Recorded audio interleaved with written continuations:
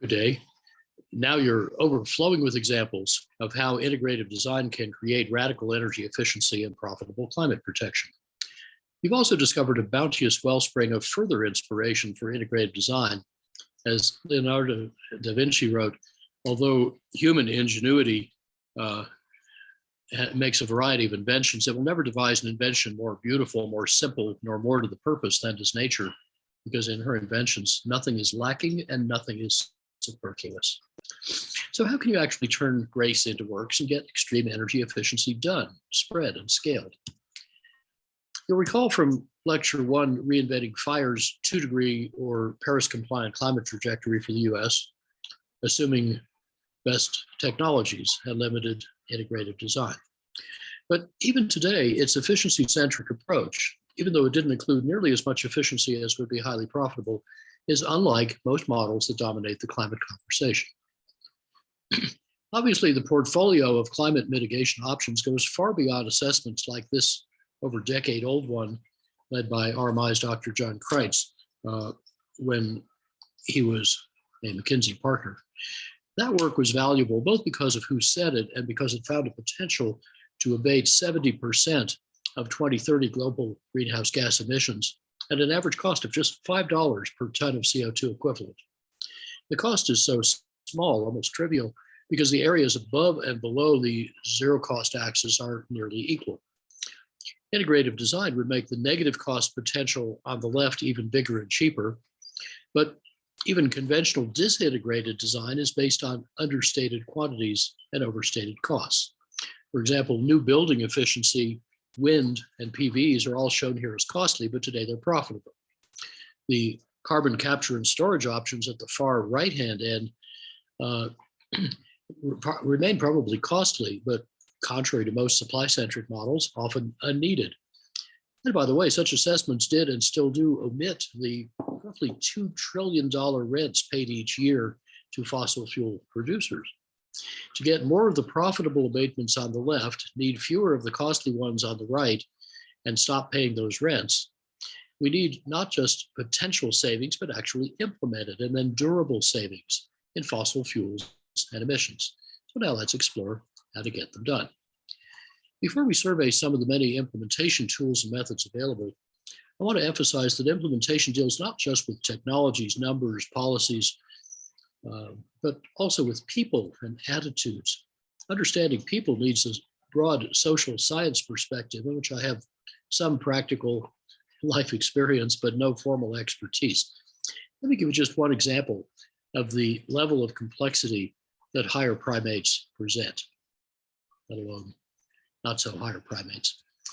In a famous 1992 paper that created the field of energy anthropology, Willett Kempton and Laura Lutzenheiser first measured how air conditioners in unoccupied New Jersey apartments ran more hours when it was hotter outside, thus validating the engineering theory of thermostats. Then they put people in the apartments and told them that the air conditioner and the electricity were free. How would you expect those people to behave? How many of you think that people would turn on the air conditioner when they felt hot and set the thermostat at a temperature at which they'd feel comfortable? Actually, about 25 to 35% of the people behave that way. Here's the full data set. The occupant's behavior is all over the place. There's no correlation between air conditioner runtime and outdoor temperature. And obviously, many people care about things other than just price. Some people don't even run the free air conditioner at all. Careful anthropological field observations and open-ended ethnographic interviews disclosed that the way most people used the air conditioners depended largely on household schedules, folk theories about how air conditioners work. Many people, even from technically literate households, think the thermostat is a valve that makes the cold come out faster. General strategies for dealing with machines, complex belief systems about health and physiology, noise aversion, and conversely, wanting white noise to mask outside sounds that might wake the baby. So higher primates are indeed very complicated, yet the main lenses through which most energy experts view human behavior using energy tend to be simplistic and badly distorted. There are indeed 4 main models in wide use to try to explain how people use air conditioners. For the utility load dispatcher, Air conditioning is the load from hell that sends load needles to the right on hot and humid days. It has weather and income correlations, load factors, power factors, coincidence factors, and diversity factors, but there aren't any people out there. For the comfort engineer, there are people out there with bodies but no brains. They're ambulatory, semi-permeable, watery sacs with a mass of 70 kilograms and a surface area of 1.83 square meters, because they're all adult white males. They exhibit a heat stress index, an index of skin wettedness, a predicted mean vote, a predicted percent dissatisfied, a correlate or corrected effective temperature. They have radiative absorptivity, evaporative heat transfer coefficients, vasomotor regulation, and neurophysiological mechanisms. And if the Fauger comfort equation with its 6 purely physical variables assumed to apply equally to all people everywhere is satisfied, then the sacs say they feel comfortable. Next, for the econometrician, there are people out there with brains but no bodies. They're marginal cost benefit calculating machines that consume air conditioning because they derive utility from it. They buy as much of it as they want compared to other things with different relative prices and utilities, and as much as they can afford, rationally balancing alternative marginal investment and consumption choices. These disembodied automata have incomes, price and income elasticities, utility functions, hedonic indices, discount rates, and opportunity costs. Finally, the energy anthropologist sees people out there, and they have bodies and brains, maybe even souls. They're complex and diverse bundles of needs, wishes, hopes, fears, ideals, peer pressures, feelings, conflicts, self-images, beliefs, and myths, all conditioned by history and culture. Their use of artificial cooling depends on, among other things, their individual and social needs for comfort and for harmony with the natural world, on feelings about modernity and the social acceptability of perspiration, and much else. Now, none of these 4 views tells the whole story, and each has its own sphere of validity. Each is a kind of mental map, and the map is not the territory. But the 4th model, energy anthropology, turns out to have more predictive value than the other 3 combined. In the real world full of complex people, both the engineering and the economic models of how people behave, the 2 dominant models, are not only incomplete, they're often seriously misleading. A utility that wants to understand how people use devices, not just air conditioners, but almost anything, will do well to hire not a comfort engineer or an econometrician, but a cultural anthropologist. And yet that's very rare. Behavioral science offers rich insights, but it's too seldom asked for them. Let me remind you of a point from lecture 1. Climate models have conservatively understated the speed and runaway potential of climate change. The integrated assessment models converting climate change into consequences and choices conservatively understated what we can do to reverse climate change, especially with energy efficiency. Offsetting these 2 biases, the race of our lives is very much on. Despair and complacency are equally unwarranted. I hope that by now your mood is tipping more towards applied hope. As we saw, by mid-2018, only 1 integrated assessment model, Grubler et al., had seriously examined efficiency. It found a 1.5-degree trajectory with no overshoot and a robust 2-fold safety margin, needing no carbon capture, no air removal except by natural systems, and $1 to $3 trillion per year lower supply side investment. IPCC featured it with 3 higher demand scenarios in its 2018 1.5-degree special report, but it's still very much an outlier. Our December 2019 paper, Recalibrating Climate Prospects, explains how outdated models still constrain policy choices and favor choices that are harder, slower, costlier than efficiency, but more familiar and comfortable for incumbent suppliers. With this climate context, let's now dig into extreme energy efficiency's obstacles and the alchemy of transforming them into opportunities, or as Ray Anderson said, stumbling blocks into stepping stones. Many of these slides will be less graphical and more wordy than in previous lectures to give you notes to review and to help remind you of details. Now, technologies can be deployed quickly by command. In the mid-18th century, much of Northern Europe was gripped by a grave energy crisis. a shortage of firewood. The King of Sweden commissioned a solution from Count Carl Johan Cronstedt. In 1767, Cronstedt showed how to improve the roughly 10% efficient open fire, or Reda's 20% efficient stove, to a 50% efficient stove that saved and stored heat, requiring fuel only twice a day. So it was deployed nationwide by government order in 1767. It cut firewood use by 50 to 80%, quickly resolved the fuel crisis, and remained the leading competitor until central heating in the late 1940s, a run of nearly 2 centuries. Today's best wood stoves using Cronstedt's principles approach 90% efficiency, with net delivered thermal efficiency comparable to today's best natural gas furnaces. Notably, but often forgotten, that 1767 royal decree solution also included end-use efficiency, draft-proofing, insulation, and interior windows that today, of course, dominate new and retrofit Swedish passive buildings. The spirit of Kronstedt lives. Now, in a society, if a society felt like ordering technologies to be deployed, it's easy to calculate the feasibility of building enough solar panels, wind machines, and so on. You can work this out for wind power. It would take a couple of million 2-megawatt turbines, but now they're bigger than that. And think of a big turbine, several megawatt range, as a box that's kind of like a big compound highway truck up in the air on a big tower with a few jumbo jet wing sized blades. And the world can make about, for comparison, 65 million cars a year. So as Lester Brown said, we could produce these wind turbines for the entire world simply by opening the closed auto assembly plants in the US. Or Gwen Dyer, if the world can build 65 million cars a year, it can build 2 million wind turbines in 10 years. Or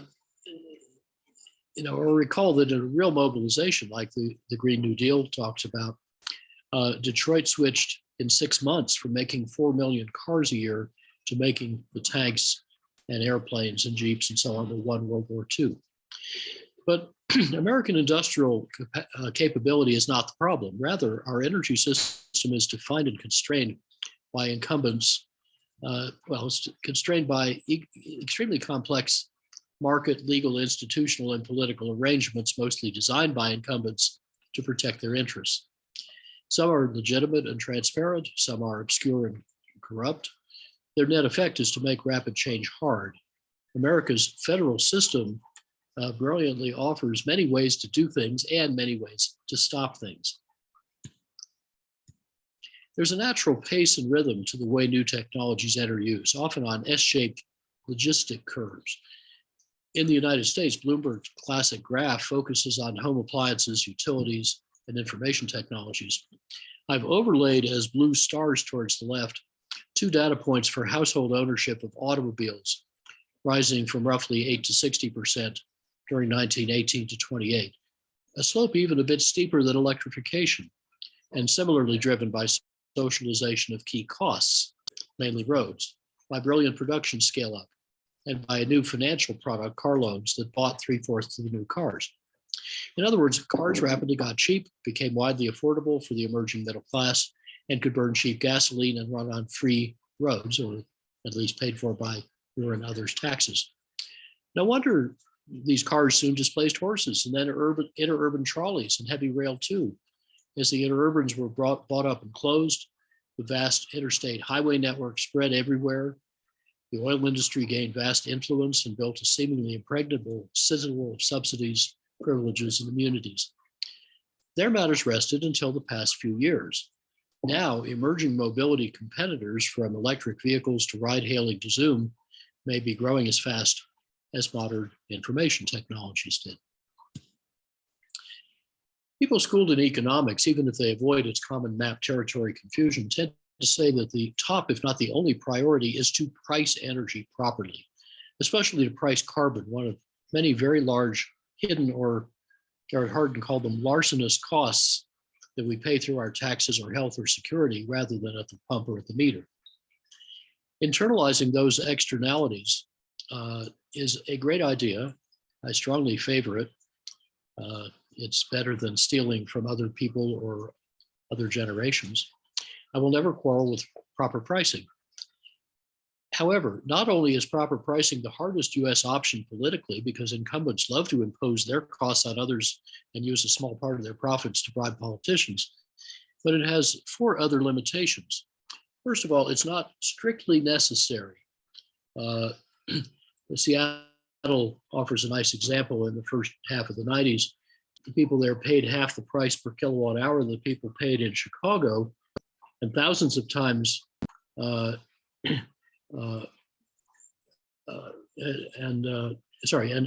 and yet Chicago residents saved 12 times the percentage of peak kilowatts and thousands of times the percentage of electric energy people did in Chicago. The opposite of what you'd expect from the price signal. Why? Because utilities in Seattle, the Seattle City Light, made it easy to save energy, and Commonwealth Edison made it hard. In other words, it's faster to respond well to a weak price signal than respond badly to a strong price signal.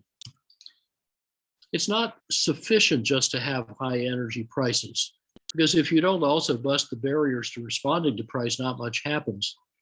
DuPont was shocked to find that its European chemical plants were just as inefficient as its American ones, even though they'd long paid roughly twice the energy cost.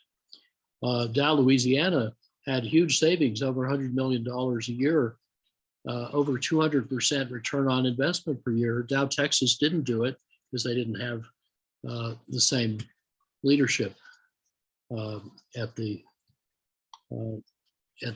state level in the company. Often high energy prices are not the most effective policy instruments.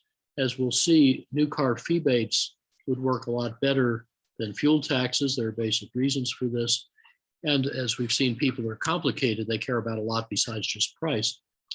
And also, high energy prices are weaker than improving ability to respond to price. As we'll see, there are 60 or 80 kinds of market failure in buying energy efficiency that dominate how we use energy. They require a lot of attention, but happily, each of those obstacles can be morphed into a business opportunity. That's the all community to focus on. So to start at the beginning, why does energy efficiency get so little respect? Well, I can think of about 15 reasons. Let's start with those. It's invisible. It has little attraction for publicity and rent seekers. Many energy users are thinking very short term. Maybe that's all they could afford to think about, or maybe they're too busy to think about much else. Home buyers often think efficiency is binary, like does your house have a garage or not? Well, not like that at all. It's a spectrum, a continuum. Economists often assume that if more efficiency were worthwhile, we would have bought it already, the myth of perfect markets. Policymakers think they already did it, or maybe it's a plot by greenies to take away our freedom, or socialists to overthrow capitalism or something. Designers often are not told or rewarded to change their comfortable past practices. Codes and standards meant as a minimum are often misconstrued as an economic optimum.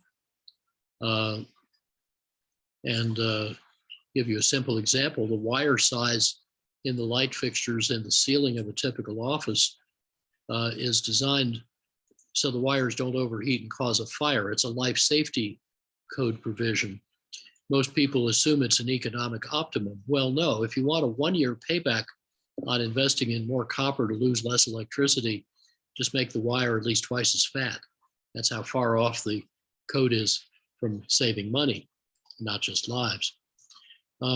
Most textbooks and trainings are far behind best practice, which of course lags whenever we cut R&D investment.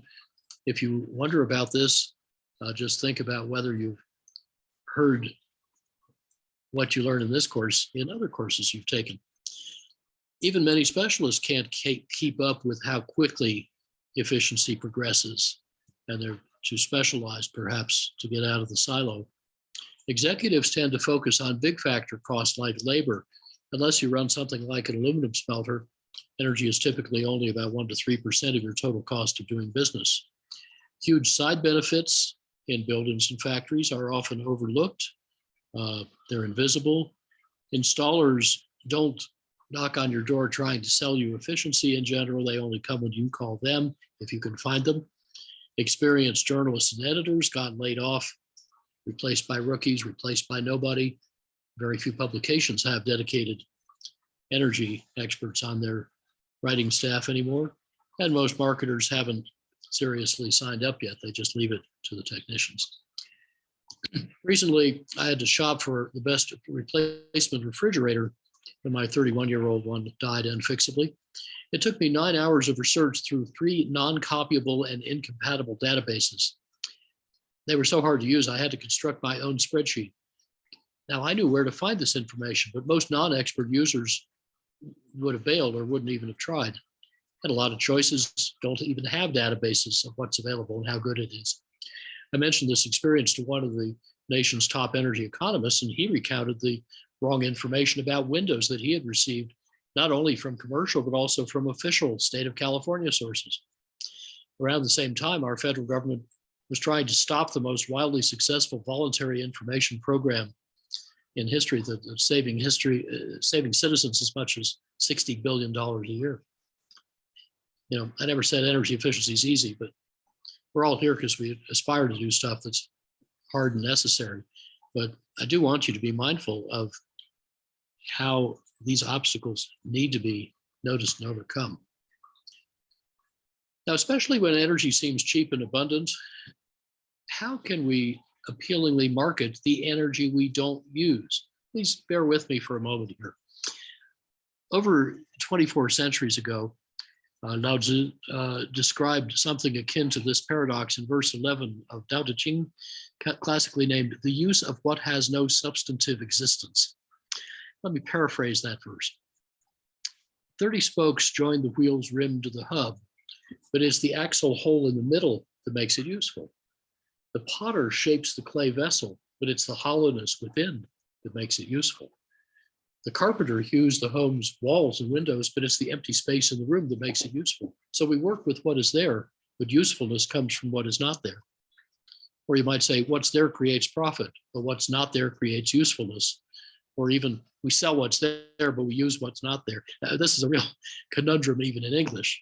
But I wonder if it might help us to get our minds around this big challenge of inventing much better ways to make the energy we don't use visible, sexy, worth pursuing.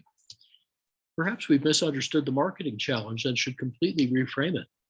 Maybe it's easier to get most people excited about efficiency by talking largely or wholly about its beneficial side effects, like the way people buy Tesla cars, not because they're electric or efficient, but because they're better.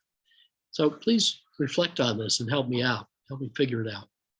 After all, we can market wellness for its many benefits without having to focus on the absence of illness. So why can't we also market efficiency for its many benefits that can appeal across all constituencies and belief systems without having to mention the energy we don't use? Now to the barriers. In practice, for example, in buildings, why is it so hard to achieve the efficiencies I've described? For example, remember our 1994 retrofit design of the aging curtain wall tower in Chicago that didn't get built because the leasing broker had a perverse incentive? Well, each of the perversely incentivized 24 parties in the real estate value chain can be a showstopper, as that leasing broker was, even though each one's a business opportunity.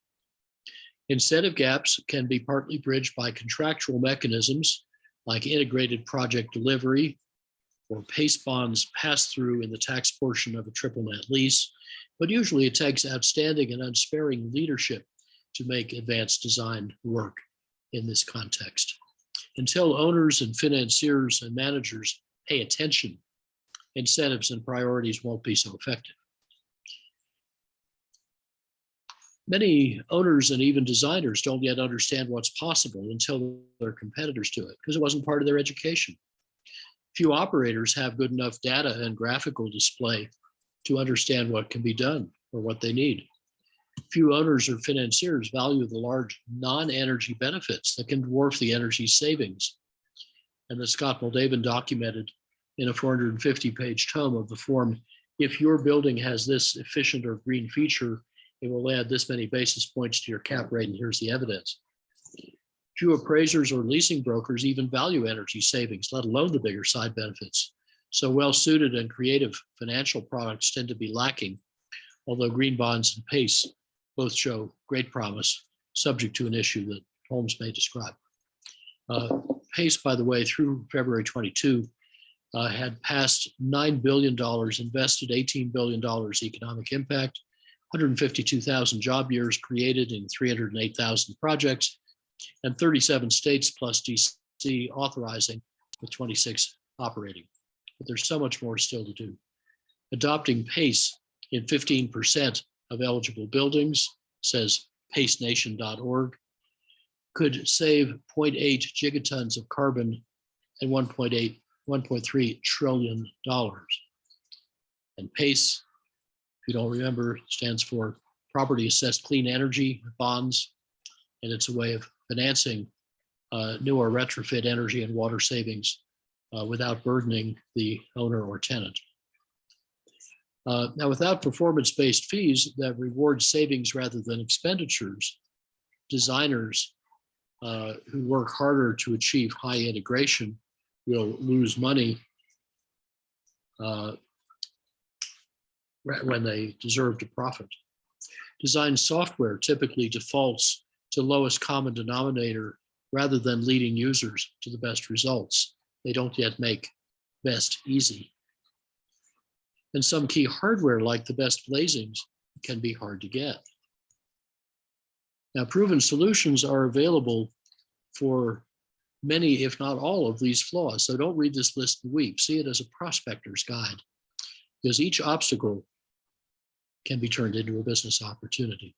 This takes hard work and deep patience, but the prize is enormous. So we ask building owners, who will do it first, you or your competitors?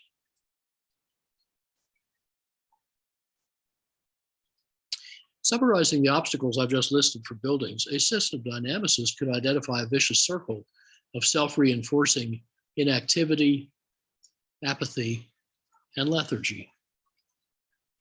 Well-known efforts can be added at obvious leverage points in red to start stirring the pot. And if you stir it enough, it starts to run in a different direction. Those interventions over time can start to flip behavior into a virtuous circle. Of course, all of these changes take time to diffuse through large organizations. So let's get going. A few years ago, I experienced a deliciously ironic example of these barriers.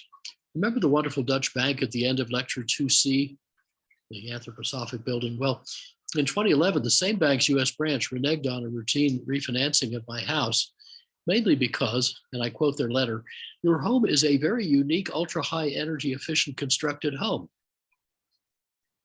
so we can't finance it." Word of the firm's environmental leadership apparently had not yet reached its US CEO. But the obstacles run much deeper. In 1992, I cataloged nearly 24 parties in the commercial real estate value chain, all speaking different languages, using different metrics, pursuing different goals, and systematically rewarded for inefficiency and penalized for efficiency.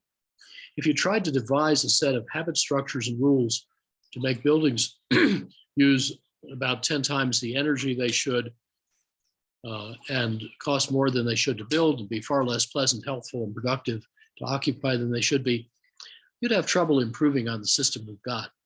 So the aim is to vault over or wriggle around or under these sticky obstacles so they adhere mainly to your less agile competitors. Smart policy can help a lot. For example, in our strong policy agenda from 2004 to get the US off oil in winning the oil endgame, many details have changed, but most of the concepts remain sound, and only one of them, to allow turnpike double trucks on federal highways, would need an act of Congress. However, bureaucracies inside and outside government tend to stick to established policies like CAFE standards rather than exploring new ones. So let me give you some other examples. We can stimulate demand for very efficient vehicles, particularly through fee baits, which I'll describe more later.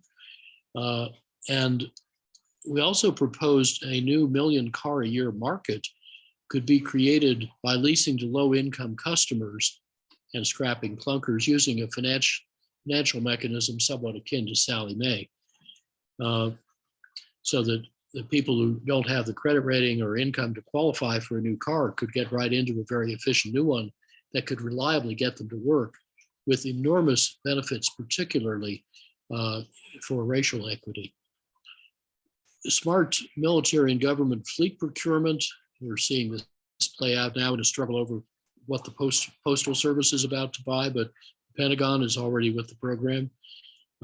You can use golden platinum carrot rewards to speed innovation. More about that later. North American Council for Freight Efficiency is certainly leading in getting good information to heavy truck owners and operators. Airline loan guarantees are conceivable.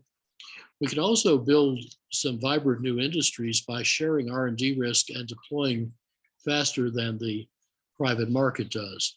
The ARPA-E is perpetually under threat, but seems to be flourishing. It's proven a wonderful fount of innovation. Military science and technology can also further extend the work DOE started on advanced materials and manufacturing for ultralight platforms for mobility.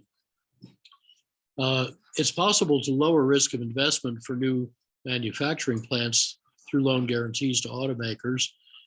Some of them don't need that now because they're succeeding enough that their stock price is back up, but it's always an option. You can support development of domestic supply infrastructure, shifting from hydrocarbons to carbohydrates or power to X. And you can remove some barriers by purging perverse incentives rather than adding new ones. Policies can take a long time to ripen, especially if they get shrouded in mythology. That's what long blocked fee baits, because one or two experts said they had no political appeal in California. So there was no point thinking about them. Today, some very large customers are intrigued by the notion of a golden carrot customer consortium described in my MIT Sloan Management Review paper to leapfrog to 3 or 4x efficiency trucks, 3 to 8x efficiency airplanes in one jump, rather than incrementally over most of a century. And we'll see if that flies now that it's out in the world and in your readings.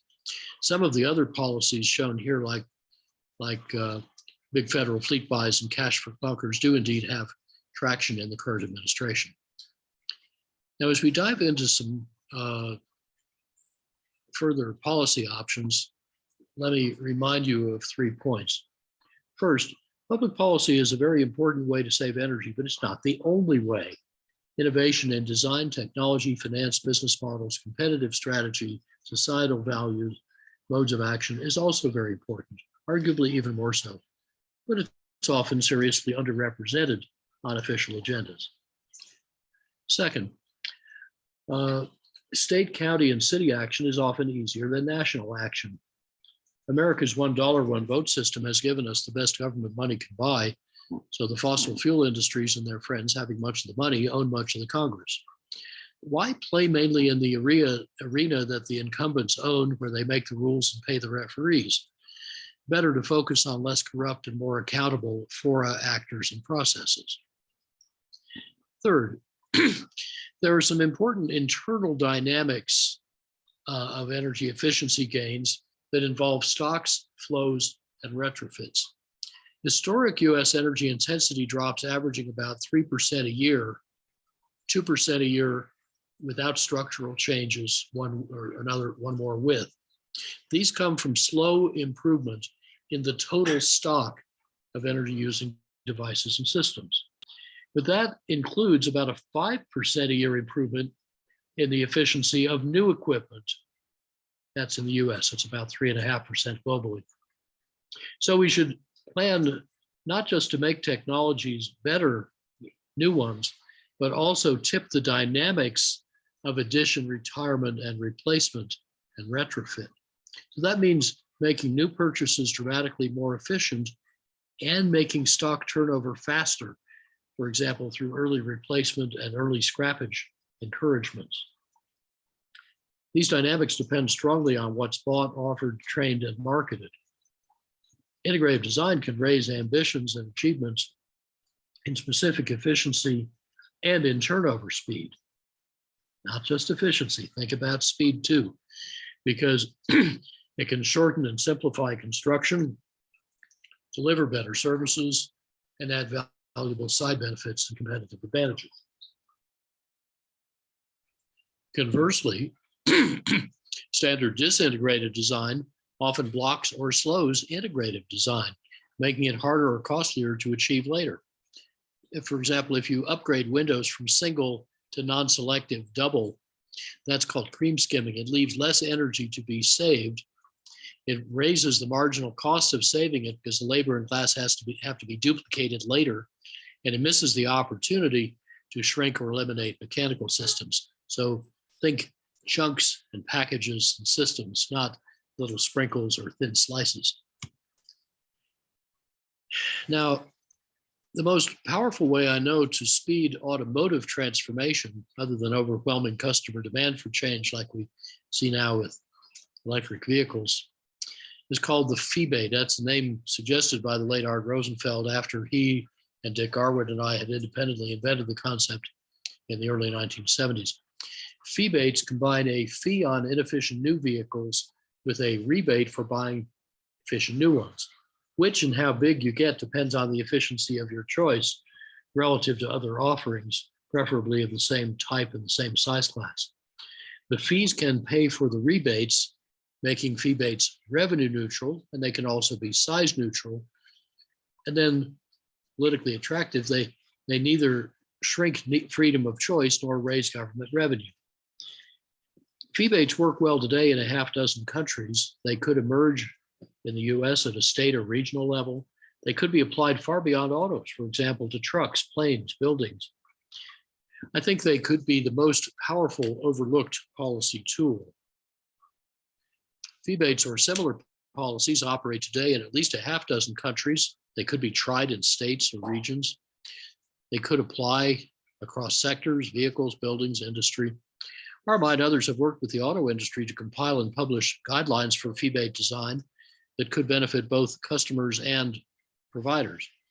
Our federal government, contrary to automakers' wishes, tried to revoke California's longstanding authority to set its own efficiency standards, followed by about 15 other states and supported by more, that would split long unified national standards in two.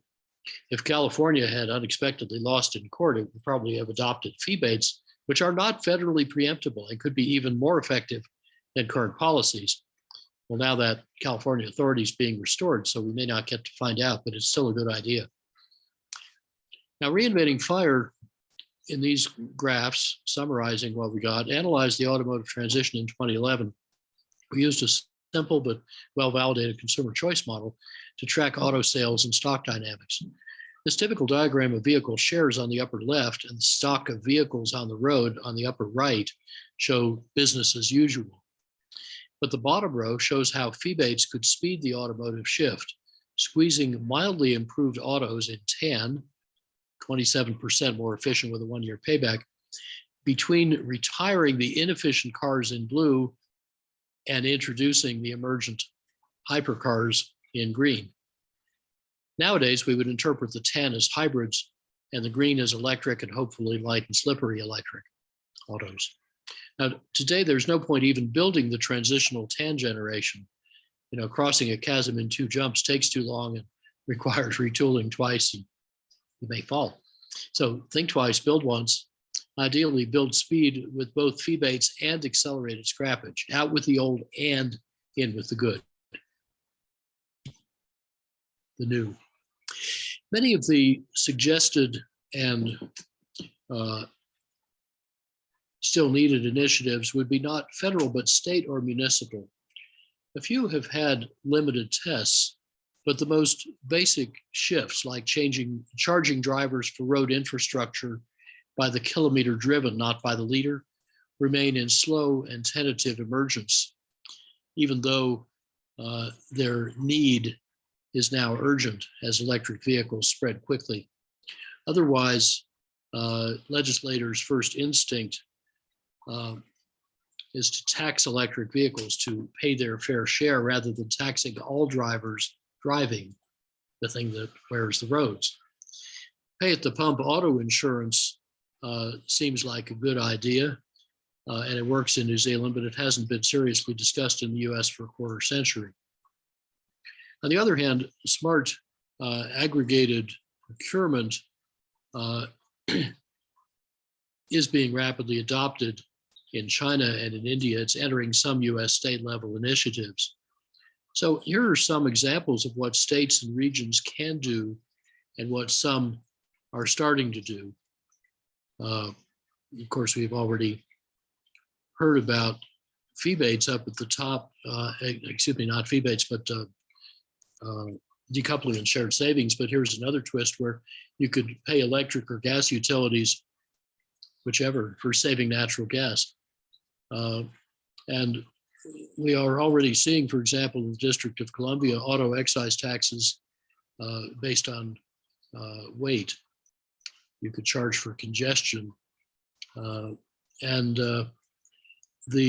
heavy trucks, we need to raise the gross vehicle weight to the European norm. Something like that is starting to happen, and allow extra axle combos, but get safer. There are specific technical ways to do that, and learn from run-on-less best efficiency practices, requiring driver's ed for heavy trucks on fuel economy, not just on not running into things. And you can do a lot also with informatics and logistics to save fuel. And as part of general farm and ranch reform, there's probably a lot of good work to be done with really sustainable biofuels that build instead of degrading soil fertility. Just remember the size of the prize here in mobility. The net present value savings in the US alone exceeds $4 trillion, even if a livable climate and public health are worth nothing.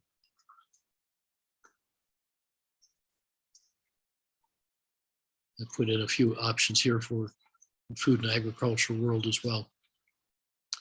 Now, policy levers for the electric and gas sectors, historically mainly at state level, are even stronger and have made surprising headway. The most important, so let me enlarge what I just mentioned, for the remaining regulated, vertically integrated utilities is a twin reform, decoupling and shared savings.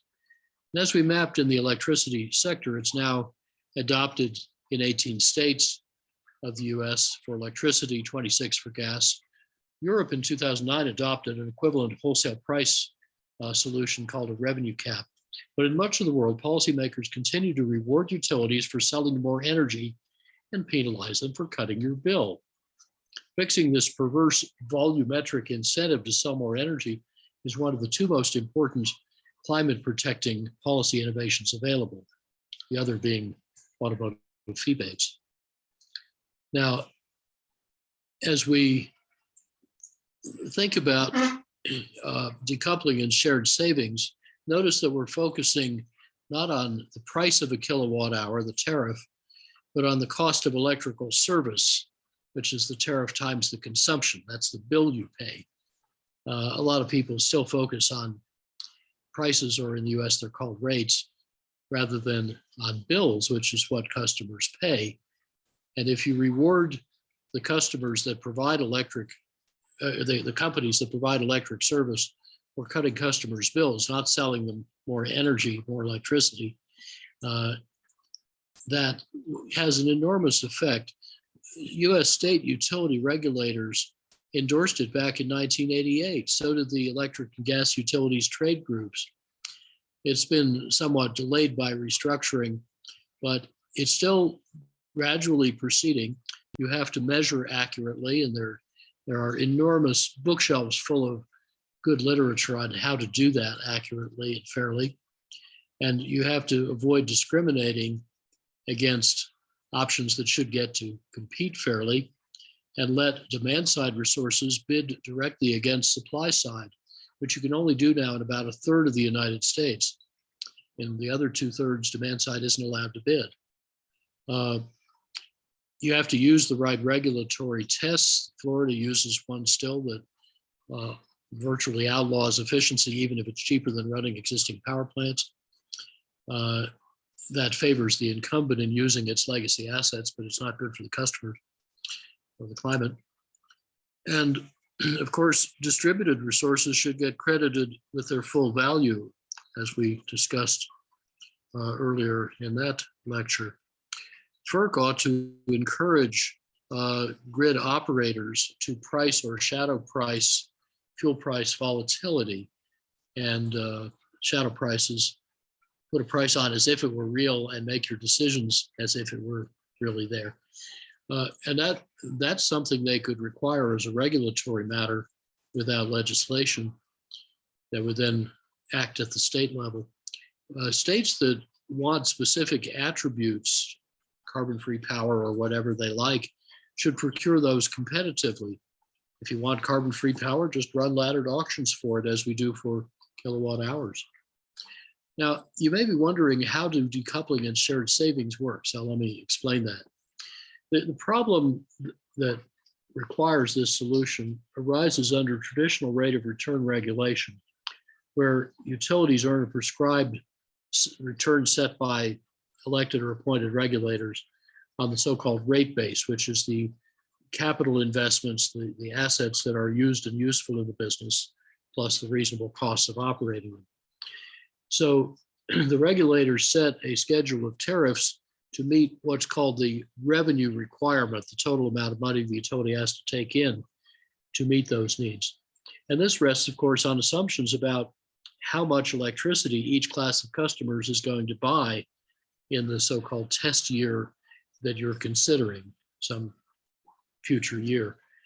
But then, of course, if the utility, for whatever reason, sells more energy than it had forecasted, profits go up. If it sells less than forecast, its profits go down.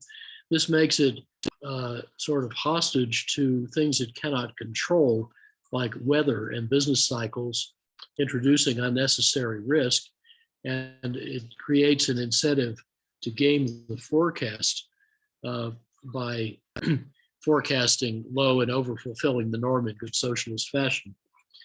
So decoupling uses an accounting mechanism, a so-called balancing account, to decouple revenues from sales volumes.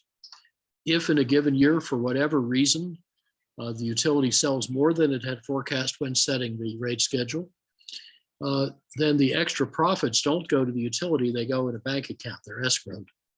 And if in another year, for whatever reason, the utility sells less energy than expected and is afraid of not having the profit it forecast, that's okay. Take the money out of the escrow and make the utility whole.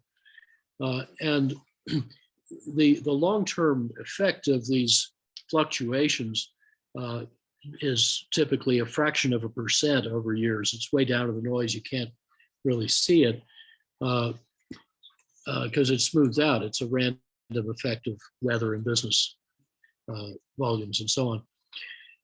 Now, that's decoupling. So now the utility is not rewarded for selling more. It's not penalized for selling less. It's indifferent to sales volume. The other step in this twin reform is called shared savings. And that is, you let the utility keep a small fraction, maybe a tenth or something like that, of the money it saves for its customers by helping them use energy more efficiently, by generating more cheaply, by buying purchased power more cheaply, whatever it is. If it does something smart to cut your bill, you let them demonstrate that and keep part of it. So for example, 1992, Pacific Gas and Electric, which was then the biggest investor-owned utility in the country, invested over $170 million to help customers make savings cheaper than running existing plants. This generated almost $400 million in present valued benefits. And the regulator gave 89% of that saving to the customers as lower bills and 11% to the company as higher profits. This shared saving was the second biggest source of utility revenue that year, over $40 million straight to the bottom line at no cost, no risk to the company. the head of this program, who was one of my predecessors as chair of RMI, says that when you when you produce that sort of financial performance, the chief executive will call you up every week and say, is there anything you need? And all the smartest people will want to come work in your efficiency division to advance their career. So when you align in this way, utility incentives and customer incentives, you profoundly change utility culture and behavior. That's a carrot. And Natural Resources Defense Council, which has long led this movement, periodically updates this map of progress state by state. It's a long slog, but it's slowly progressing. Even in the no action states shown in white, utilities must be getting nervous about their exposure to falling revenues and interested in how decoupling could help protect their profits. More on that later. While they're getting their incentives aligned with their customers' desires, utilities could also consider what I call the inside-out utility. Traditionally, utilities forecast demand, build generation to meet it, size and build a grid, a bunch of wires to deliver that output to customers. However, they could instead start at the other end of their system next to the customer. That is, in each distribution planning area, like PG&E had a couple of hundred of them, I think, that is about to invest maybe in a new transformer, new feeders, renewing the wires. You figure out what's the end use structure of peak demand. There's so much for residential water heating, so much for commercial lighting, and so on. And then you target your efficiency and demand response efforts on those end uses in that neighborhood with the goal of deferring or avoiding this distribution investment.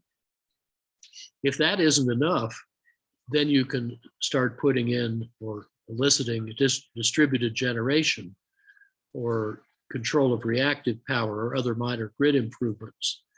But you work, in other words, from the end use back upstream, targeting your negawatts and flexawatts like a rifle, not a shotgun. And this has been tried at 2 utilities by the same guy I just mentioned in successive jobs. And they never got to the point of needing to expand generation or generally transmission, because all their expanding customer service needs could be met more reliably and quickly at the end of the system near the customer or at the customer. And the capital investment they needed fell by up to 90%, a factor 10. Now, many utilities are now getting ever shorter of capital, and they're being squeezed, as we saw in the electricity lecture, between stagnant or shrinking demand and rising costs. The capital savings from turning the utility inside out would seem timely and a great opportunity for utility leaders and regulators to start turning customer centricity into an energy services business model. I'm not pretending this is easy, because, of course, most of the money and political power in a utility is with the heavy metal, the generating end. But I think this describes a needed cultural shift that would be of great value. Now, there are many other policies, chiefly state and local, that can also be highly effective and evolve rapidly. Washington State has long had a system, I'm checking if it's still there, to share the savings between the people who produce them by doing something smart in state government, their department, and the general fund, so the legislators will know it's a good idea. Public sector can pioneer performance-based design fees and maybe a continuous improvement relationship after that. Both electric and gas utilities could buy out electric resistant space heaters and water heaters and electric stoves, and maybe give you the new unit plus a little bonus.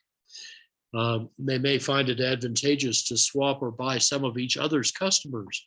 The one kind of utility could serve better than the other one is. Of course, For public buildings, public housing, buy the best models akin to Japan's Top Runner program, not the cheapest ones up front necessarily, although there may not be a correlation. You should pull the super efficient appliances rapidly into the market, particularly through this kind of public procurement. In buildings too, you can use revenue neutral fee baits, which are very dynamic because they're based on continuous improvement, whereas a building standard is obsolete before the ink is dry. And you could apply it to efficiency in using water or any other utilities like water and sanitation. You can let developers who propose efficient green projects jump the queue and go straight to the front of the line for any needed approvals. It costs the government nothing, but time is money to a developer. You can eliminate a lot of barriers embodied in our codes and purchasing practices, which are just have Byzantine complexity, but it's got to be tackled, and some groups are starting to do it. We have to authorize and implement PACE bond and green bond financing and apply it not just to individual or single owner, but to mass retrofits, like the purpose of the Dutch Energiesprong outsolation that we saw in lecture 2. Public building managers should aim to do as well as and then outdo what was called the British Columbia Building Corporation, which owned the Crown Estate in that province. And as I recall, they got savings up around half or 2/3 of their buildings' energy use, and then started to get serious about really deep retrofit. But it was really a marvel of design and leadership. You can integrate climate protection into land use. Any kind of regulation you do probably has climate implications. And of course, this means getting trained and educated at all levels. A very simple thing that taxing authorities can do, especially at a state and federal level, is to let industries expense, not capitalize, energy saving investments. That's how Japan got scrubbers on all its oil and I think coal-fired power plants in just a few years, by making it very advantageous to front load that investment to reduce their tax burden. Now, I want to mention a couple of oldie but goodie projects. They're quite old now and they still have a lot to teach us. There was a project in the Columbia River Gorge in the Pacific Northwest called the Hood River Conservation Project in the mid-'80s that retrofitted free super insulation into about 1,500 houses, old stick-built houses, and it meant almost rebuilding them. And local contractors did this, got all the training and skills they needed within the 2-year deadline. This was meant to test the upper bounds of what you could do with a difficult housing stock like that for rapid full installation and then measurement afterwards. And 83% of the recommended measures actually got installed, which was more than forecast. About almost half the measures were uninstallable because of peculiarities of individual buildings, but the recommended ones were highly adopted. And the total savings cost just over 4 cents a kilowatt hour, but would have cost 2.5 cents if they had used even the 1982 first generation super windows, which are only a third as good as we have now, instead of the triple glazing they did use. So it cost a good deal less than that now because windows were a major cost element. 85% of the eligible homes installed at least one major measure in the first 2 years. And an interesting marketing point, over 60% of the households signed up before the program was even advertised. and then they got 27% in the first 3 months. So it was a great marketing success that's widely replicable. And the old timers who did all this are generally still around and able to advise elsewhere. So I think, especially in marketing and training, this still has useful lessons for other challenging mass retrofit programs. Another interesting lesson comes from one of Iowa's many nonprofit little municipal utilities. This one's in the small town of Osage. The utility had 11 employees serving 3,800 people. And for a decade, they gave demand-side management advice, efficiency, and flexawatts to homes and small businesses. And all their advice worked because they tested it first. So this saved them so much money as a utility, they were able to prepay all the debt, build up an emergency fund for the next storm disaster, cut the price of electricity 5 times in 5 years, cutting it by 1/3 in real terms to only half the state average. This kept existing factories competitive and attracted 2 new ones to town. And it kept over $1,000 per household per year circulating around Main Street, money that had previously gone out of town for capital or fuel, and you never see it again, would stick around supporting local jobs and multipliers as it repeatedly recycled. And this made Osage noticeably more prosperous than comparable neighboring towns, as the Wall Street Journal revealed when writing this up. So this was just based on local, tested, simple, actionable information sent out to all their customers every month, and by strong collaboration with trade allies. So you would go to the hardware store and want to buy an incandescent lamp, and they'd say, oh, that's obsolete. Here's this newfangled, at that point, compact fluorescent lamp. Now it'd be an LED. And here are all its advantages, and here's a rebate coupon.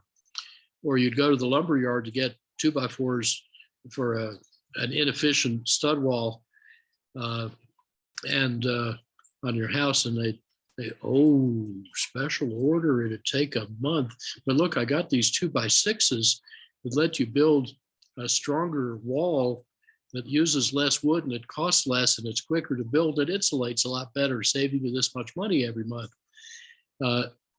So that kind of collaboration turned out to be very useful. And it's all just basic common sense principle that, if you can't keep the bathtub full because the water keeps running out, do you need a bigger water heater, or do you just need a plug? Plugs are simple and effective. Now, I'd like to illustrate more than 30, and you could readily count up to 60 or 80 typical obstacles to buying energy efficiency. And you can learn how to turn each of them into a business opportunity, because they're all summarized by practical examples in these 8 categories on pages 11 to 20 of our 1997 but still trenchant monograph called Climate: Making Sense and Making Money. And, if any of this is unclear, we can take it up in discussion. But for now, I'll run quickly through each of these 8 kinds of market failures that block energy efficiency, and that whose correction is the agenda for barrier busting that should be on top of the policy agenda. There's a lot of capital misallocation because many CEOs focus on the top line and forget that their energy savings or any saved overhead goes straight to the bottom line. Many buy only based on first cost, like the example I gave you of thicker office wiring. This helps explain why, when we still use magnetic ballast for tubular fluorescent lamps, only 9% market share went to the option that initially had 60% a year internal rate of return. And utilities, we found, were misallocating $1 billion a year in the US to distribution transformers not using amorphous iron, which has much lower losses. So they were passing up a 14% after-tax ROI. Of the firms that do look beyond first cost, only a fifth of them use discounted cash flow methods. And they seldom do that on the shop floor, where the typical metric is a simple payback, median under 2 years. That's over 50% IRR, which is about 6 times, when I wrote this, the marginal cost of capital, now even more. So this is a widespread practice equivalent to an order of magnitude price distortion. And yet economists seldom notice that this is going on. And actually, efficiency merits a discount rate less than your marginal cost of capital because it's lower risk than general corporate investments. And as a result of this sort of misallocation, just by 1990, the US had misallocated $8 trillion to needless air conditioning equipment and power supplies to run it, compared to designing buildings properly in the first place. And that's because of those perfectly perverse incentives in the value chain. So what do you do about this? Well, remind executives to think in bottom line metrics like earnings per share and what efficiency can do for them, not behave capital rationed. Get your folks speaking the same language and talking to each other. There is an international performance monitoring and verification protocol. PACE bonds we've talked about. You can use wraparound mortgages to put efficiency right into the cost of a house. You may need standards to correct split incentives, but I've mentioned some other methods. You can engage financiers, green investors, and provide marketing incentives to cut first cost. Southern Cal Edison did this for compact fluorescent lamps. They'd pay each party in the value chain enough to make it worth their while to collaborate. And there are a number of examples of that. Let me give you an example of the second bullet about getting your folks to speak the same language. One of the biggest reasons for widespread corporate capital misallocation is using different metrics so that people can't properly communicate with each other. For example, you find that the corporate controller is using a discounted cash flow metric, but the shop floor engineer is told to do retrofits that pay back within a year or 2 years. So I like to get those two people at the same table and then put in between them this Rosetta Stone that translates between the two metrics. So the engineer looks at this and gets more and more puzzled and says, wait a minute, you're telling me to do a 2-year payback or whatever, but your own hurdle rate for capital is wildly out of line with that. You're leaving lots of money on the table. You should let me do a 7 or 8 year payback and I'd still meet your discounted cash flow criterion. So why am I getting these mixed messages? That's usually a very fruitful conversation. Then there are organizational failures about force of habit, infectious repetitis, serial mediocrity, schedule dominance, not measuring so you can't improve, departments that don't cooperate or don't know how. You don't want to cut energy costs because it'll take it out of your budget, so there's no reward for doing it. And anyway, a lot of energy managers were laid off long ago, and firms just satisfice they get by, not doing what's really optimal, Dilbert style. So in often in visiting big industries or plants or organizations, I see a fuel is free mentality. And especially I see in industries like chemistry, they pay a lot less attention to auxiliaries like pumps than to major process equipment. So they're good at saving heat molecules, not so good at saving electricity. And anyway, why should I care about this motor? The bill goes to the accounting department. I never see it. And they don't know what my motor's doing. without accurate measurement, of course, and proper presentation of it to the operators, it's very hard to know what you're doing, let alone improve it. And some very large companies we've dealt with have a whole bookshelf of design manual that nobody has the guts to blow up, because if you try to fix one part of it, you'd have to rewrite all the rest of it because of the cross references. Operators are usually very busy and overstretched and have trouble focusing on much beyond safety and uptime. People are stretched thin. There's underinvestment, not enough bandwidth, and a lot of capital rationing. Maintenance tends to be treated as a cost center or an overhead to be minimized, not as a profit center to be optimized. And there often is not feedback from measured performance back to the next design you're using or creating. So in fact, you're just copying the same mistakes. And then of course, there's a lot of risk aversion and not much appetite for intelligent risk taking. Now, leadership is of course not the same as management. You remember the story of Admiral Lopez or of Admiral Grace Hopper, who said, manage things, lead people. Our basic method of spreading a lot of these solutions is competition, working with a feared competitor to get to encourage the others in an industry, and offering compelling case studies, especially those that reduce capital cost.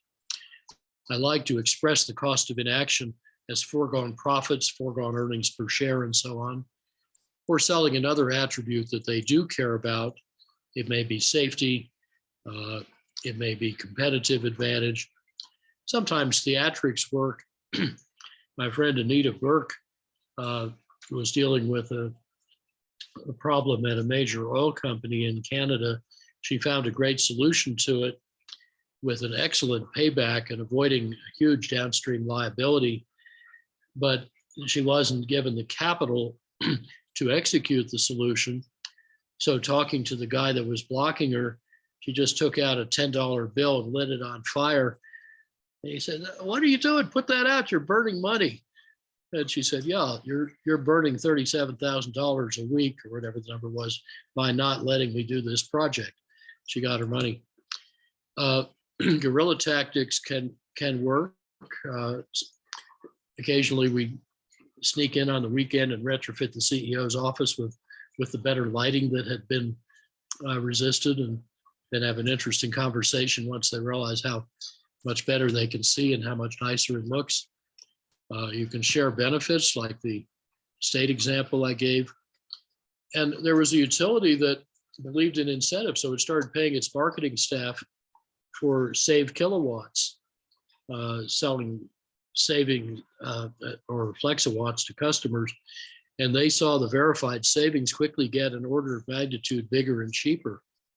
You can add energy criteria to performance reviews. And some companies help their employees bring the experience home, giving them advice and financing to do home retrofits or get efficient vehicles. And that's like giving them a tax-free raise. There are regulatory authorities, or regulatory failures rather, like the ones I described earlier in suggesting the solution of decoupling and shared savings. Just meeting code, the worst you could do without going to jail, is generally a waste of money. The British have the CATNAP acronym, cheapest available technology, narrowly avoided prosecution. And that's generally a pretty dumb policy. The transport sector of all sectors tends to be the most centrally planned and underpriced, but you might want to compare how Singapore does versus Los Angeles or Bangkok. Then again, Singapore didn't do so well on building standards. They used an overall thermal transfer value, which led to dark heat absorbing glass, a terrible design solution. And I've now failed 3 times in Singapore and Hong Kong to get those rules changed, because as soon as I'm out of town, the civil service puts the old draft back in, even though the minister understands why it should be changed, gets talked out of it. Old zoning rules, of course, require dispersed land use and a lot of running around to get places that should be next to each other. Now, some solutions include the regulatory reform for utilities, the real estate solutions I mentioned, locationally efficient mortgages give you a better rate or qualification on your mortgage if you live near where you work, because then you have better cash flow, and by the way, probably happier family life with more time at home, because you're commuting less, and that better cash flow from saving commuting costs means less default risk on your mortgage.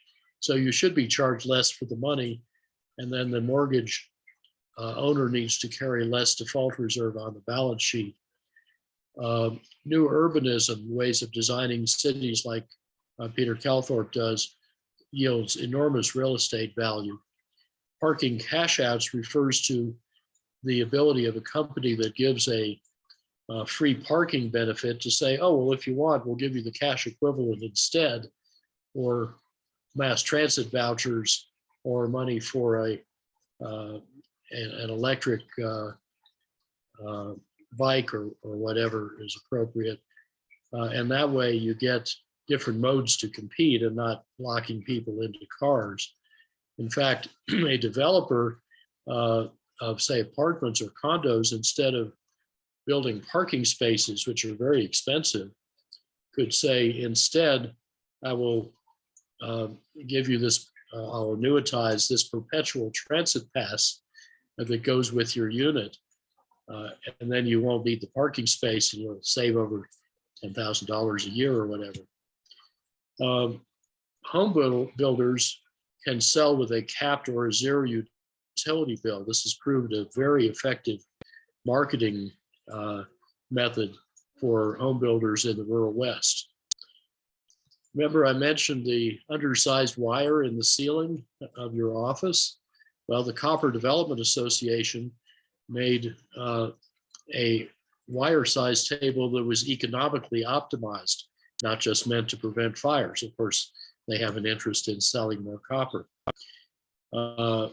You can publicize the costs of obsolete zoning practices, charge congestion fees, optimize the price of street parking, and let people rent out their goes with the house parking out front space when they're not needing it. I'm waiting to see the emergence of a new political coalition of the immobilized class, those who are too old, young, poor, or infirm to drive, which is about a third of the population, plus anti-tax conservatives ganging up on the socialization of driving costs that drivers should pay themselves. Now, there are informational failures, which are kind of obvious, and just think about what you know and what you don't know and should be able to find out more easily. There's inattention to detail. We're starting to tackle the so-called vampire loads, which some years ago were using 10 or 20 gigawatts just to run things that were turned off. But you can cut that by a factor at least 20 at the same capital cost just by designing right. Some standards are starting to require that. Information tends to stick to those who have it, not flow easily to those who need it, and often cheap and powerful information is simply missing or wrong. There are some paid liars out there who make a good living out of publishing fake news, as in a lot of the current anti-renewables campaign we see playing out in so many ways. Now, some solutions to this can be labeling, which doesn't have to be official, easily available customer information that's in a form that's really easy to understand and use, voluntary but market-leading standards like the LEED standard for green buildings, Efficiency versus load curves ought to be on computer power supply nameplates, so it's obvious which one to spec. We're starting to get remote diagnostics emerging from utilities or third parties, looking at your bill patterns and time use patterns, or even what they can measure driving by with sensors. And in firms, a lending library of measuring tools and rewarding a spirit of curiosity and discovery soon leads to much greater innovation and value. And of course, we can try to hold liars to account, although they're pretty slippery. There are value chain risks about who takes the risk versus who bears the cost of innovation and investment. And also, distributors seldom stock the most efficient stuff. So when you need it, like your water heater breaks and you got cold showers, all you got is what they have in stock. And it may take weeks or months to get the efficient model that should be there. Then, of course, there's defensive behavior that can inhibit innovation. So golden carrots relieve the risk of market entry by getting customers together and saying, we want a device with these specs, and whoever first brings it to market, we will buy this many copies for this price for this many years. The risk is gone, go for it. I've suggested, of course, doing this for airplanes, but it has proved a very effective method in 20 odd experiments around the world. EPA takes the risk on innovative wastewater technology of relieving the operator that tries it from risk of technical failure. And we could do the same with other kinds of adventurous, but intelligently adventurous technologies in the energy sphere. BC Hydro got around the what's in stock problem by saying to its motor distributors, we will pay the extra carrying cost if you stock premium efficiency motors. Now, of course, it would be the best you could get, which is several notches above what was called premium. And the distributors really liked that. And the share of those motors went from 3 to 60% in 3 years. And then Hydro didn't have to pay as much, if any, subsidy after that, because the customers had learned that the premium motors lasted better and saved money. So that's then what they demanded. So it was kind of a jump shift in what the market wanted and provided, and it was pretty cheap to catalyze that change. PG&E did well with some appliance rebates by offering an incentive to the store assistant who sells you the better gizmo, not to you who buy it, or to both if that's what it takes. And there you can do breakthrough design to eliminate zones of potential innovation. That's a much longer story, but it's a good one. Now, perverse incentives are pervasive, especially between landlords and tenants or builders and buyers, and also, frankly, between design professionals and customers, because we tend to pay for design services according to expenditure, not savings. And there are all these complex perverse incentives in the real estate value chain. Also, wasteful old equipment tends not to get scrapped, but sold on into the secondary market without recognizing the utility and societal value of its never being used again. So there are, again, some solutions here. You can, in commercial leases, you can do a lease rider to overlay your triple net or other common lease forms without having to renegotiate the lease. You never want to do that if you can help it. And that can share costs and benefits equally. But there are now business models emerging like PearlX. I've put a couple of new references here about this sort of thing that should be able to introduce PVs and batteries to apartment buildings. You pay the landlord for the right to install the equipment, You manage it on behalf of the property and the tenants. You use the property's credit rating, not the tenant's credit rating. And it's really a bet on occupancy versus vacancy.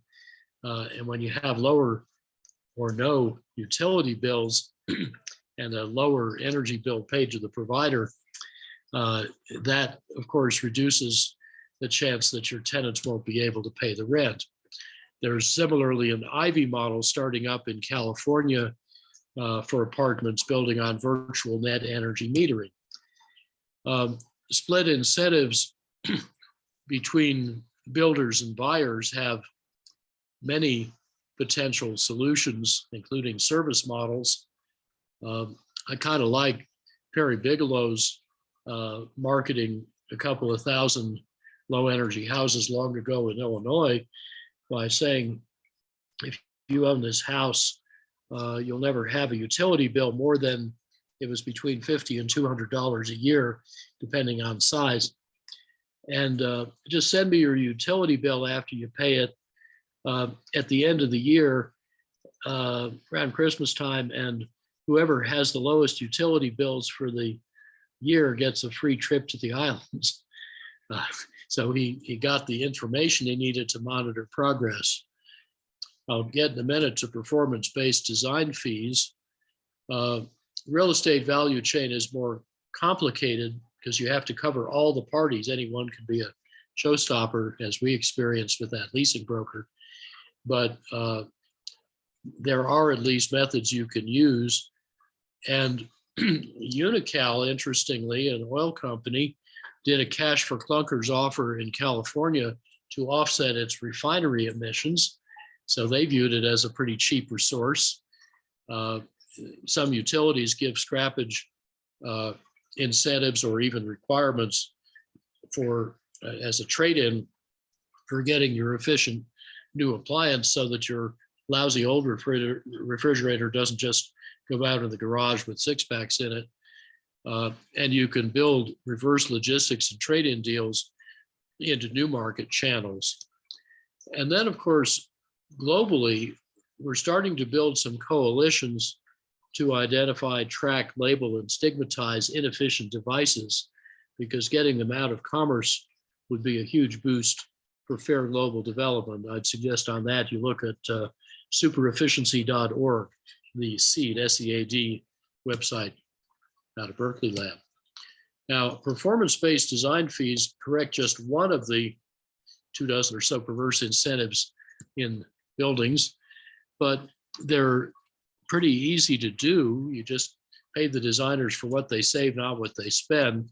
We have done 5 successful experiments with this, controlling for changes the designer cannot control, like weather and occupancy.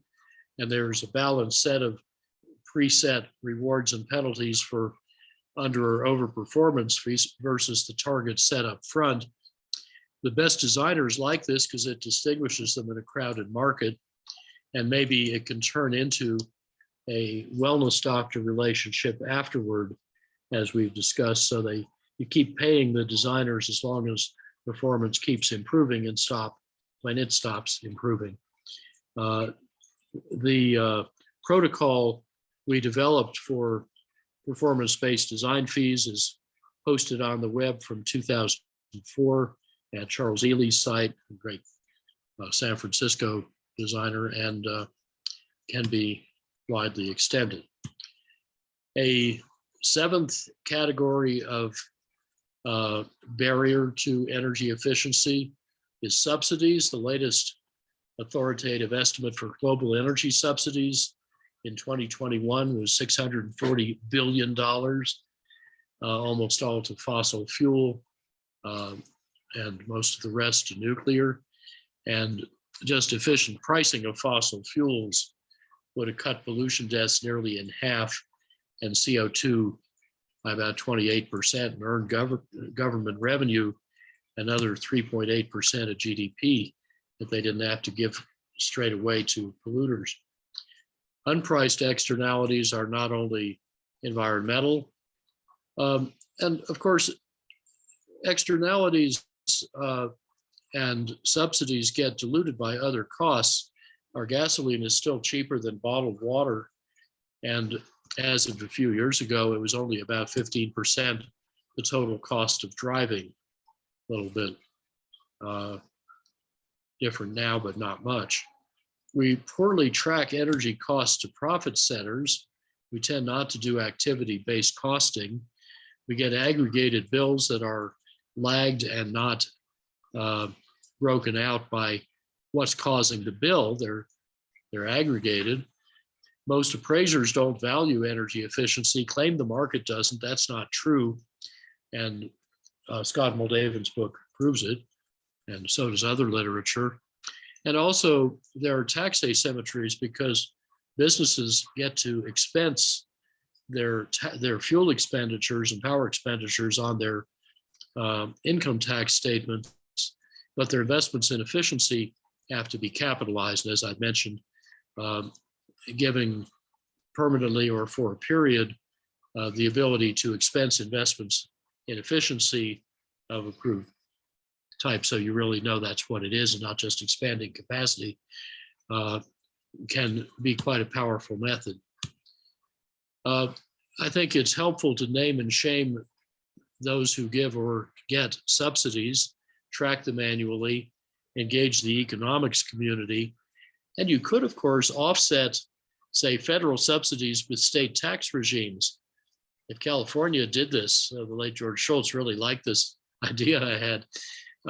You could declare California an energy subsidy-free zone, and that's how it would work. You could do the same perhaps with externalities, and you could meanwhile, of course, label them like these examples proposed by Paul McCready, as I mentioned earlier, had actually done recently in Massachusetts, city of Cambridge.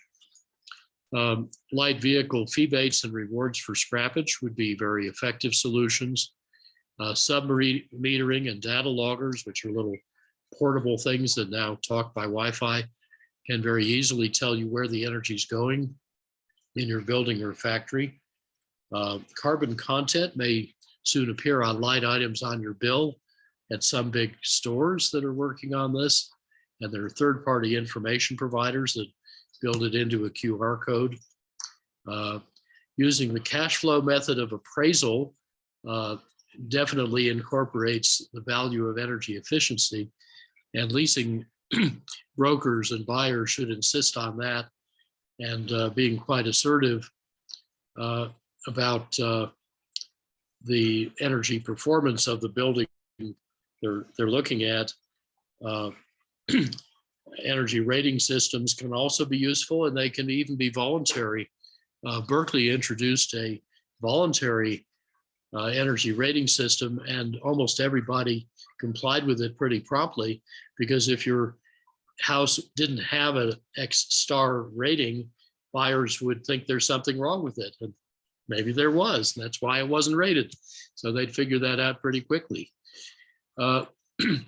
You can also introduce the expensing I mentioned to level the playing field, which I think would actually be a strong business stimulus and boost competitiveness, and it may well increase net revenue to the Treasury. I'm trying to get folks in Washington to look at that.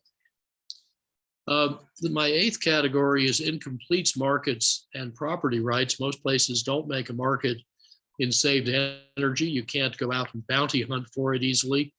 You can't trade negawatt futures and options. In 2/3 of the country, you can't bid them against megawatts. And generally, there are few tradable property rights in reducing or avoiding depletion or pollution or reducing uncertainty of energy demand.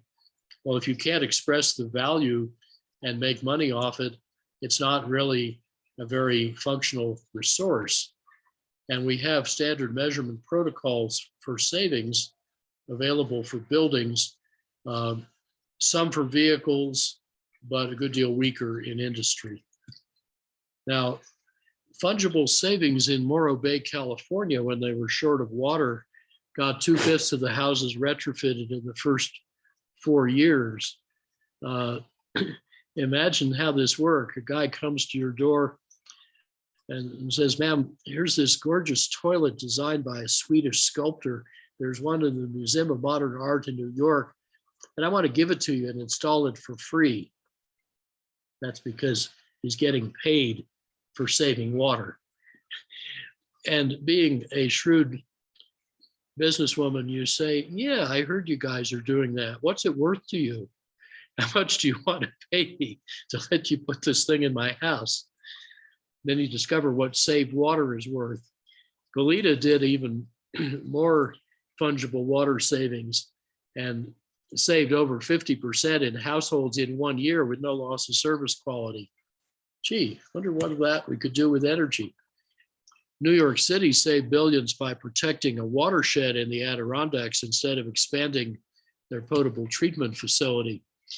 New England has started to let negawatts bid into the supply auctions, and deals between parties, bi, trilateral, whatever, don't have to wait on regulators, because business customers and utility customers can just go ahead doing deals with each other on side contracts instead of tariffs, and utilities can reward bounty hunters regardless. It's just a different way of acquiring resources. Now, each of these obstacles offers a major business opportunity and a profit opportunity, but most of those opportunities have been grasped only in a few exemplary cases, because most business people are not yet paying close enough attention. They're dealing with other stuff. But I think competition and emulation can quickly shift that and help make climate protection a boon to business. And this has been starting to happen lately at a rapidly rising pace, often due to startups that really motivate emulation and express competition. So in short, I'm suggesting that the traditional policy slate focusing on prices, taxes, regulation, or deregulation is very impoverished and gravely incomplete. There's an enormously rich menu of barrier busting we need to get at. I want to offer you an outstanding example from India of mobilizing entrepreneurs for the public good. EESL, Energy Efficiency Services Limited, is a joint venture of 4 public sector utility companies that together act as a giant energy service company. And they spearheaded the world's largest effort to get LED lighting spread out in India, paying careful attention to quality, both reliability and color quality, bulk procurement, smart distribution through diverse channels, including local kiosks. So the distributors got the credit. EESL stayed discreetly in the background, coordinating procurement, logistics, and marketing campaigns to make the program a poster child. So they gave away credit to those who needed it. They cut the whole program's ramp-up time from 5 years to 6 months with no direct subsidies. The utilities provided on-bill financing so customers could buy a lamp for 10 rupees, around 15 cents, and repay the balance in monthly 10 rupee installments. So these efforts enabled the government of India's Ujala program, Hindi for light, and an LED street lighting initiative to save India over 30 terawatt hours per year, like the total electricity use of Denmark, or the output of 6 giant reactors. EEL has used this experience to inform a growing portfolio of other rapid deployment efforts from which other parties, including in the most developed countries, have a lot to learn. In fact, in 2017, EESL extended it to the United Kingdom. Nice return on colonialism. There were shortcomings as well as triumphs, but overall, I think this LED effort was a brilliant success, well described in the references at the bottom of the slide. And EESL is also applying its skills far beyond lighting. I can't wait for them to get into something like the super efficient irrigation package. Now, the most important ingredient here is paying attention.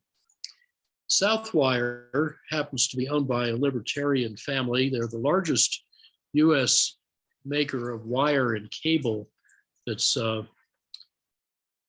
and in the early, well, through most of the 80s, they cut their energy per pound of product 40%, gas intensity 60%, and then even more, all with paybacks under 2 years. And the two engineers responsible for that probably saved 4,000 jobs at 10 plants in 6 states. One of them, Jim Clarkson, said this took only an act of management will and design mentality consistently applied. It's not magic. Another nice example, Dow, Louisiana, I mentioned before, had 3,400 workers. And over a 12-year period, Ken Nelson ran a shop floor level contest for energy and waste saving ideas. The first year, they did 27 projects and averaged 173% annual return on investment. And then they thought, gee, maybe we should try this again. And the kind of economically minded said, nah, there aren't all these $1,000 bills lying on the floor. You won't find any more. They said, well, that's an empirical question. Let's look. So next year, 32 projects averaged 340% annual return on investment. In the 12 years, the worst year they had was a 97% annual return. And overall, in 900 projects, they averaged predicted 202 and audited confirmed 204% return on investment, adding $110 million a year to the bottom line. Not bad for something that supposedly can't be done. And most interestingly, I thought the returns and investments trended upwards over the 12 years, increasing returns. Because as usual, the engineers discovered new tricks faster than they used up the old ones. Now, importantly, Ken did not reward success, he recognized it. So he called out for special recognition and applause and such, the people that deserved it, but he didn't tell senior management he was doing this because he was afraid that they would bureaucratize it, set up committees, and it would really lose the spirit. The key was shifting the shop floor culture to attention and curiosity. But then when he retired, of course, it got reorganized, the measurements stopped. We don't know whether momentum was maintained or lagged, but it did lay the foundations of Dow Corporate worldwide, saving over $19 billion from under $1 billion investment. So although they're not yet doing many things I hope they will do, including the pipes and pumps tricks in lecture 5, they are doing a lot of terrific efficiency work. And it's one of the companies that has most deeply enculturated this kind of investment. Now, if we had more time, I would detail some creative ways we cooked up a few decades ago, often still ripe for exploitation, to make markets in megawatts or other saved resources. I won't do that. I'll skip through the slides here because you can read them online or in Natural Capitalism. But since some of you asked, let me just frankly declare my own economic biases. I use markets extensively, and I hope creatively, because they're a powerful, subtle, and effective tool for the short-term allocation of scarce resources. I care about getting prices right, even though that is neither necessary nor sufficient. I believe most prices are not objective and independent of social constructs and rules, but that they rest on some arbitrary conventions. I think markets make a splendid tool, a bad master, and a worse religion. They're meant to be efficient, not sufficient, greedy, not fair. If markets do something good for whales or wilderness, caribou or community, God or grandchildren, that's purely coincidental. That's not what they're meant to do. Markets cannot substitute for ethics, politics, or faith. trying to make them do that is dangerous economic fundamentalism. So in short, I take market economics seriously, not literally. Now, I mentioned, I'll skip through the slides just to whet your appetite. There are old methods and new methods for marketing negawatts and also for making markets in negawatts. So you can also maximize competition in who saves and how. It's a very rich menu. It can bring in new partners. And, there's often a gift in the arms of the problem. Like maybe your air conditioner dies, you go to the dealer wanting a new one. The dealer offers you a better deal. Fix up your house so it won't need an air conditioner to keep you even more comfortable.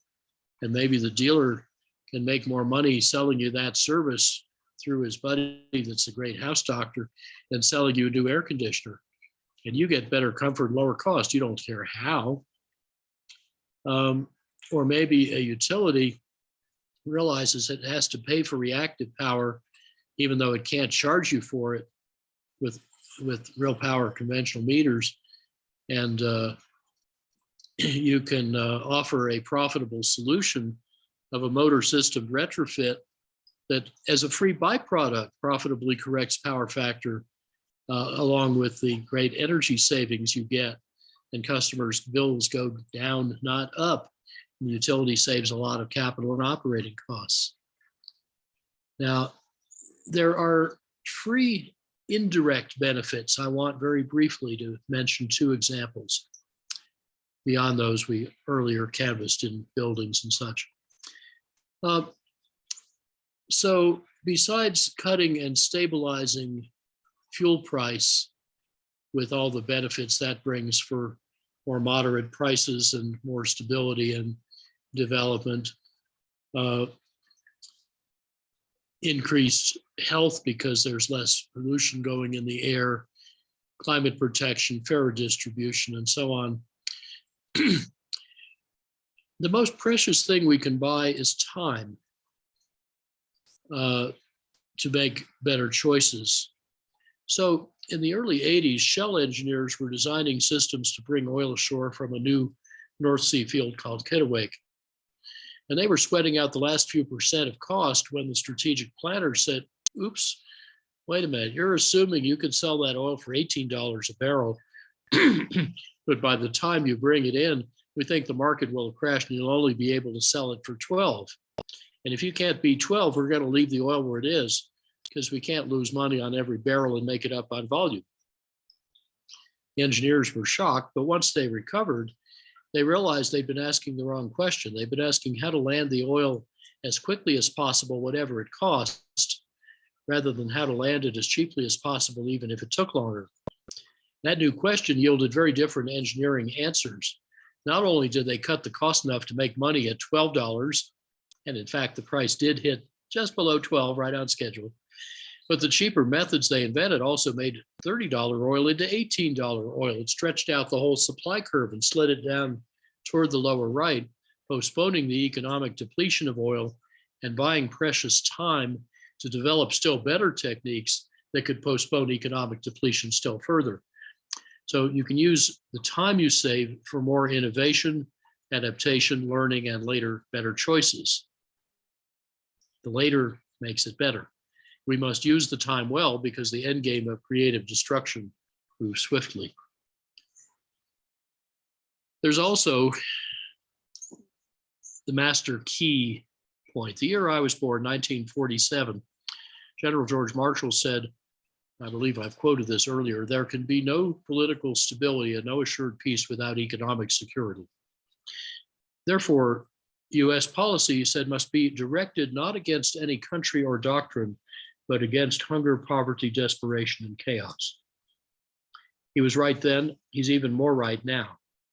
Weapons and warriors cannot keep us safe when billions of our fellow human beings lack the essentials of a decent life and a reasonable prospect of a better life for their children. Energy efficiency and renewables can help build that world where the deprived live better and we all sleep better. We get to invest in the things that all people really need.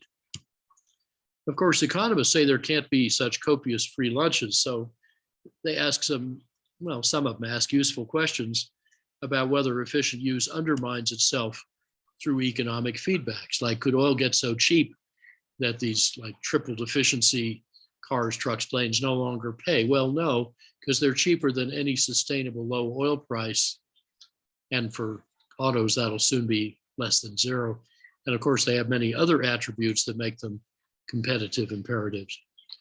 Would softened oil prices make people drive more? This is the rebound question, sometimes classed under the Jevons paradox. Well, yeah, but only by a small amount. Typically, we found in Reinventing Fire about 1.5%, net of the effects of intelligent highway systems and the need to continue funding road infrastructure. Typically, I would suggest by taxing driving on fuel. And so rebound effects are real, but they're small. And we included them to the extent justified by competent literature.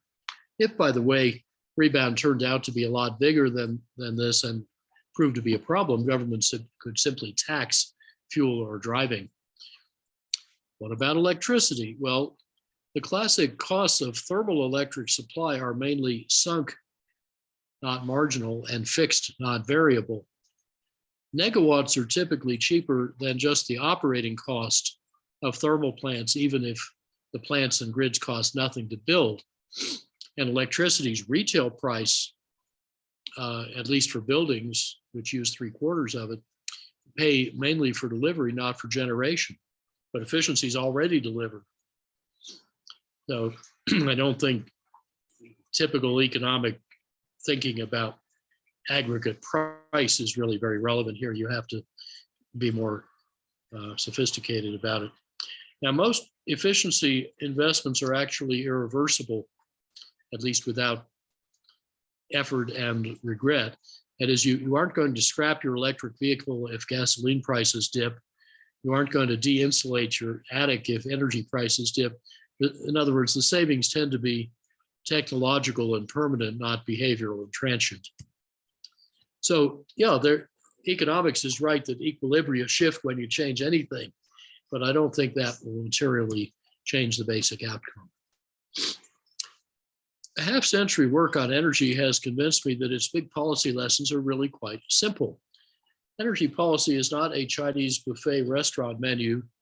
You don't pick one item from each column. It shouldn't seek to create political balance between factions. You know, the old recipe for elephant and rabbit stew, one elephant, one rabbit. It shouldn't pick winners or stifle innovation. It shouldn't pick losers either. It shouldn't force the purchase of vast supplies regardless, just in case efficiency doesn't work, because then both compete for the same resources. You don't really do well with either kind of investment. You risk getting neither. And as in the early 80s, you risk getting both, again, bankrupting the suppliers because they need high demand to repay their investments in supply. Historically, most energy policy disasters have been caused by bad public policy, not by uncontrollable events. I'd kind of like to try conservative free market principles for a change. Just allow all ways to save or produce energy to compete fairly at honest prices, regardless of their kind, technology, location, size, or ownership. Gee, I wonder who wouldn't be in favor of that. It could be really fun to find out and maybe smoke out some corporate socialists masquerading as free marketeers. And I'd also like to see a really comprehensive and independent subsidy analysis.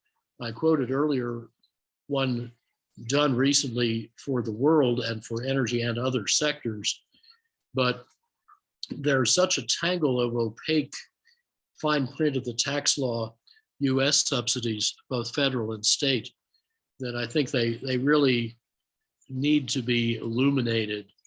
And if incumbents don't want some obscure tax provision removed or nobody can understand it, that's probably a good indication it's a subsidy. You might wonder why not all of the above. This was an Obama era consensus and still is widely held by many in Washington. I think it's an internally inconsistent, mindless slogan to bridge ideological gaps. It isn't a decision process. The central thermal plants are too inflexible to play well with variable renewables. They actually make it harder to achieve a largely or wholly renewable grid.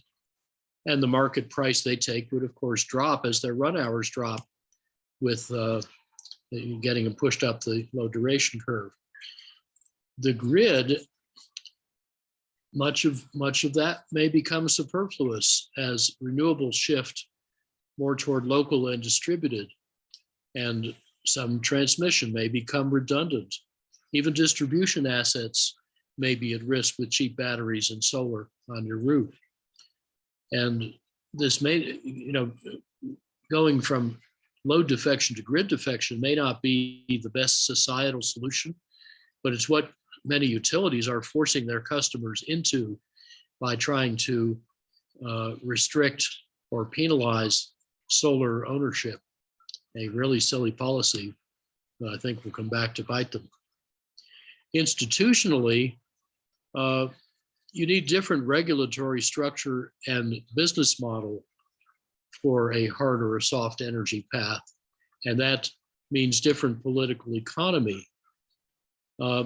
Competition is threatening the stability financially of the owners of big facilities for both electricity and fuels.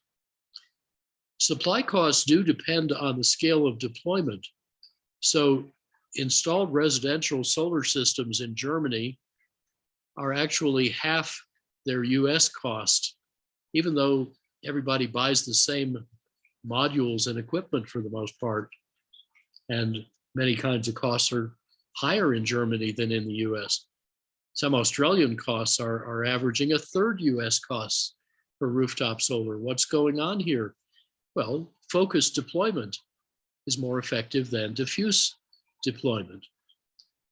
You also have some analyses, or you could just look at examples like Denmark or France or Texas, confirming that utility and political systems tend to tip toward an efficiency of renewables future or toward traditional central plants, particularly nuclear, but typically not both at once. As I hypothesized in the Foreign Affairs article in '76, they're looking more and more mutually exclusive. And of course, now obviously, there's the opportunity cost that if you buy one thing, you can't buy another thing with the same money at the same time. Opportunity cost. My emphasis on business leadership of the energy transformation does not remove the necessity of government rules and rules. The most widely accepted role is far-sighted research development and demonstration. We already have the needed technologies. We need deployment. Sometimes we still need demonstration, but we can have even better ones. And R&D or RD&D is not only about technologies, it's also about design, behavior, finance, business strategy, and other kinds of innovation. That's why ARPA-E is so important. Department of Energy's national labs, although their funding can be very erratic, it's a political football. There are some private vehicles doing useful work. RMI's Global Cooling Prize illustrates the enormous potential for simple, scalable innovations to solve big global problems.